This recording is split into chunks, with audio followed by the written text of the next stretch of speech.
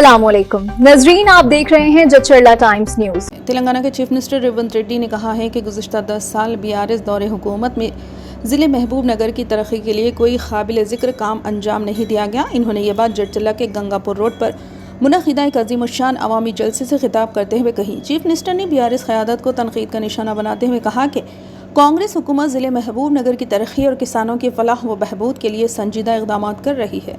इन्होंने बताया कि पालमोर लिफ्ट इरीगेशन प्रोजेक्ट के तहत वल्लूर और ओदंडापुर इलाकों के मुतासरा किसानों को 631 करोड़ रुपए का मुआवजा अदा किया गया है, जिससे किसानों को बड़ा फ़ायदा पहुंचा है। इन्होंने कहा कि कांग्रेस हुकूमत पालमोर लिफ्ट प्रोजेक्ट के अधूरे कामों को तेज़ी से मुकम्मिल कर रही है और 1 साल के अंदर इस अहम मनसूबे को पाए तकमील तक पहुँचाने का अज़्म रखती है। रेवंत रेड्डी ने इल्ज़ाम आयद किया कि बीआरएस हुकूमत अपने 10 साल इक़्तिदार के बावजूद इस प्रोजेक्ट को मुकम्मिल करने में नाकाम रही और किसानों के मसाइल को नज़रअंदाज किया गया। चीफ मिनिस्टर ने कहा कि वो बीआरएस कायदीन के साथ तरक्याती कामों पर अवामी मुबाहसे के लिए तैयार है और अवाम खुद फैसला करें कि किस हुकूमत ने ज़्यादा तरक्याती काम अंजाम दिए हैं। इन्होंने यकीन ज़ाहिर किया कि आइंदा इंतखाबात में भी कांग्रेस पार्टी अवामी हिमायत हासिल करते हुए दोबारा इख्तिदार में आएगी। इस मौके पर रियासती वज़रा, मुत्तहिदा ज़िले महबूब नगर के अरकान असम्बली, सरकारी ओहदेदारान, ज़िले कलेक्टर, SP और दीगर मौज़ूद शख्सियात मौजूद थे। जलसे आम का एहतमाम जटचला के रुकन असम्बली जनमपल्ली अनिरुद्ध रेड्डी की निगरानी में किया गया। जलसे में अवाम की बड़ी तादाद ने शिरकत की, जबकि ज़िले पुलिस की जानिब से सख्त हिफाजती इंतजाम किए गए थे।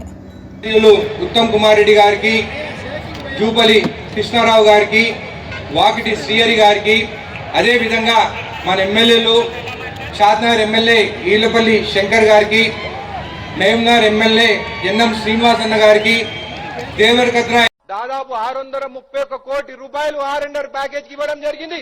నిన్న 230 కోట్లు, పోయిన నెలలో 150 కోట్లు, ఇట్లా చూస్తే 631 కోట్ల రూపాయలు వచ్చినాయి ఉదండపూర్ వాసులకి అని చెప్పి కూడా తెలియజేస్తున్నాను. వాళ్ళు ల్యాండ్ అక్విజిషన్ కి 6.5 లక్షలు ఇచ్చినారు.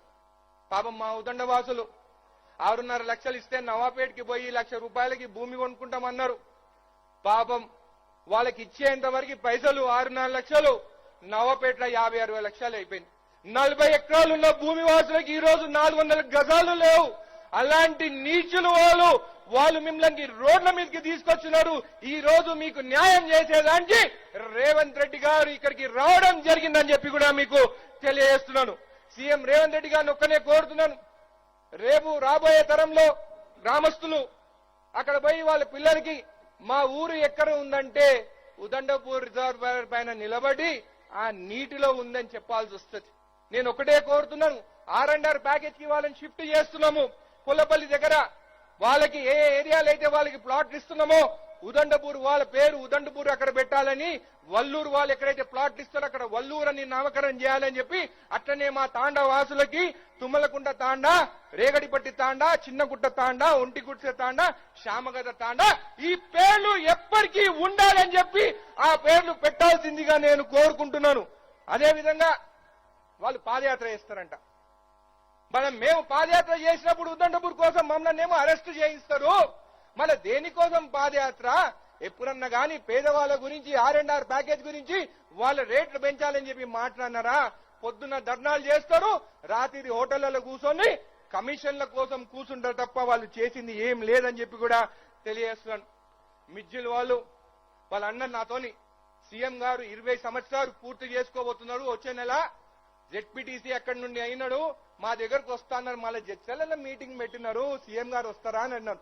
నేను మీ ద్వారా నేను కోరుతున్నాను సీఎం గారికి, మిడ్జిల్ కి కూడా రావాలి. మీరు ఫస్ట్ జెడ్పీటీసీకి అక్కడి నుంచి గెలుస్తారు. ఈ రోజు ముఖ్యమంత్రిగా వచ్చే నెల 20 సంవత్సరాలు పూర్తి చేస్తున్న సందర్భంగా అక్కడికి రావాల్సిందిగా కోరుకుంటున్నాను. 5 సార్లు కూడా మన జిల్లాకు మనల్ని కలవడానికి రాలేదు. అయినా మనం ఏమనుకోలే, పార్లమెంటులో తెలంగాణ రాష్ట్రం గురించి మాట్లాడతాడు కదా, రాష్ట్రం వస్తే తప్పకుండా గుర్తు పెట్టుకొని మన జిల్లాని బాగు చేస్తాడు కదా అని ఏ రోజు కూడా మనం బాధపడలే. దేవుడు కరుణించిండు, సోనియమ్మ ఆశీర్వదించింది, మన్మోహన్ సింగ్ గారు చట్టం చేసిండ్రు. జూన్ 2, 2014 నాడు 60 సంవత్సరాలు మనం కలలు కన్న తెలంగాణ రాష్ట్రం మనము చూస్తామో చూడమో అని ఆత్మహత్యలు చేసుకొని ఆత్మ బలిదానాలు చేసుకుంటున్న సందర్భంలో ఇక ఏ తెలంగాణ బిడ్డ అవచ్చు, ఏ ప్రాజెక్ట్ అయినా నువ్వు పూర్తి చేసినవా? ఎన్నడైనా మా రైతుల దగ్గరకు వచ్చి కూర్చొని మాట్లాడినవా? మీ కష్టమేంది, మీ కన్నీళ్ళేంది, మీ సాగునీళ్ళేంది, మీ సమస్య ఏంది, పరిష్కరించడానికి నేను ఉన్నా అని ఎన్నడైనా మా రైతాంగానికి, మా పాలమూరు బిడ్డలకు భరోసా ఇచ్చినవా అని నేను అడుగుతున్నా. మిత్రులారా, ఇవాళ ఆయన తర్వాత ఆయన కొడుకు, ఆ తర్వాత ఆయన మనవడు రాజ్యాలు ఏలాలంట, మన దళితులు చెప్పులు కుట్టుకోవాలంట, మన ముదిరాజులు చేపలు పట్టుకోవాలంట, మన యాదవ సోదరులు గొర్రెలు కాసుకోవాలంట, బర్రెల్ని చూసుకోవాలంట. ఇవాళ మనమేమో గొర్రెలు బర్రెలు చేపలు చెప్పులు కుట్టుకుంటే నన్ను ఆశీర్వదించండి అని మన దగ్గరకు వచ్చింది. వలసల కష్టాలు మనకు తెలుసు, ఆత్మహత్యల కష్టాలు నష్టాలు మనకు తెలుసు. మనం వలసలు పోయే వాళ్ళమైనా కరీంనగర్ జిల్లా నుంచి వలస వచ్చిన కేసీఆర్ను పాలమూరులో ఊరు లేకపోయినా, పార్లమెంటులో నోరెత్తకపోయినా, గుండెల్లో పెట్టి చూసుకొని భుజాల మీద మోసి పాలమూరు పార్లమెంటు నుంచి పార్లమెంటు సభ్యుడిగా ఆనాడు మనందరం కష్టపడి గెలిపించినాం. గెలిచిన చంద్రశేఖరరావు గారు పాలమూరులో కాదు, పాలమూరు నుంచి కాశీ వరకు పొర్లుడు దండాలు చేసుకుంటూ పోయినా మీరు చేసిన పాపాలు తీరవు, మీరు చేసిన అన్యాయాన్ని ఈ జిల్లా ప్రజలు మరవరు. నేను ఇవాళ ఈ వేదిక మీద నుంచి చంద్రశేఖరరావు గారిని సూటిగా నేను అడుగుతున్నా. ఆనాడు ప్రారంభించిన జూరాల మేమే పూర్తి చేసినాం. ఆనాడు మొదలైన భీమా కావచ్చు, నెట్టంపాడు కావచ్చు, కోయిల్ సాగర్ కావచ్చు, కల్వకుర్తి ఎత్తిపోతల పథకం కావచ్చు, పాలమూరు రంగారెడ్డి ఎత్తిపోతల పథకం కావచ్చు, ఆనాడే మంజూరైన మక్తల్ నారాయణపేట కొడంగల్ ఎత్తిపోతల పథకం కావచ్చు. శివమై ఆనాడు యువకులు ఊరికి వస్తుంటే ఆ తల్లుల దుఃఖాన్ని ఆపాలని ఒక తల్లిగా సోనియమ్మ ఆంధ్రప్రదేశ్లో పార్టీ చచ్చిపోయినా, కేంద్రంలో అధికారం కోల్పోయినా, తెలంగాణ రాష్ట్రంలో పార్టీ ఒడిదుడుకులను ఎదుర్కొన్న, రాజకీయ స్వార్థాన్ని వదిలేసి 4 కోట్ల తెలంగాణ ప్రజల యొక్క ఆకాంక్షను తీరుస్తూ తెలంగాణ రాష్ట్రాన్ని ఇచ్చింది. తెలంగాణ రాష్ట్రం అని చరిత్ర పటం మీద సువర్ణ అక్షరాలతో తెలంగాణ రాష్ట్రం అని రాసి ధనిక రాష్ట్రంగా తెలంగాణ రాష్ట్రాన్ని మనకు అప్పచెప్పింది. ధనిక రాష్ట్రంగా ఉన్న తెలంగాణ రాష్ట్రానికి తెలంగాణ ప్రజలు ఆనాడు కప్పు శాసన గుర్తు మీద ఓటేసి జూలై 4, 2006 నాడు ఒక చిన్న మొక్క నాటింది. ఆ చిన్న మొక్క 2026 జూన్ నెలకి 20 సంవత్సరాలల్లో జడ్పీటీసీ నుంచి ఎమ్మెల్సీగా, ఎమ్మెల్యేగా, ఎంపీగా, కాంగ్రెస్ పార్టీ అధ్యక్షుడిగా, తెలంగాణకు ముఖ్యమంత్రిగా మీ బిడ్డ వృక్షమై నిలబడ్డాడు.